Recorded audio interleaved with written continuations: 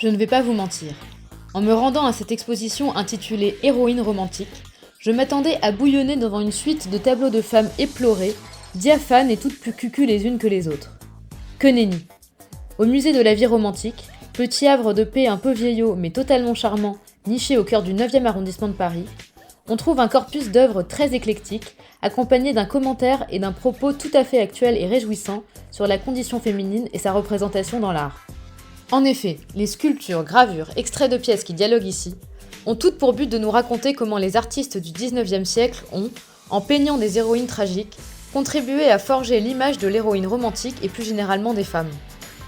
Atala, Desdémonde, Esmeralda, Sappho, mais aussi l'Indiana de George Sand, la Mathilde de Sophie Cottin, les amants maudits Roméo et Juliette et Héloïse et Abélard, toutes les femmes de notre vie romanesque sont là, représentées le plus souvent sous le prisme d'un male gaze so 19e, qui veut que la femme soit forcément représentée éplorée, morte ou sur le point de le devenir.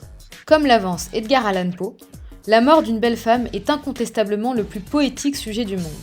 Belle vision de l'existence féminine. Mais cette exposition cumule les mérites, puisqu'elle nous donne également la possibilité de découvrir ou redécouvrir, car aux surprises il y en a eu, des artistes femmes du 19e. Marie d'Orléans, Félicie de Fauveau, Frédéric O'Connell, les écrivaines Madame de Staël et George Sand, ou encore les interprètes Harriet Smithson, Rachel et Mademoiselle Mars, autant de noms qui, vous l'admettrez, ne reviennent pas assez souvent à nos douces oreilles.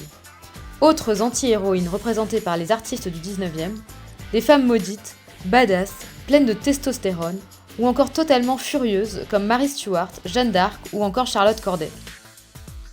Une femme, diabolisée par l'histoire, comme si avoir des convictions, un peu extrêmes j'en conviens, faisait automatiquement sortir la femme de son sexe, comme l'écrivaient à l'époque les commentateurs du meurtre de Marat.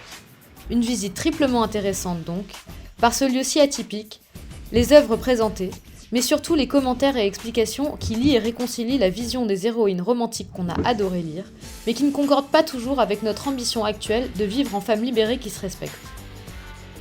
Une visite qui réconciliera donc les amatrices et amateurs d'art et les féministes tendance romantique. Une balade hors du temps, à découvrir jusqu'au 4 septembre. Alors foncez!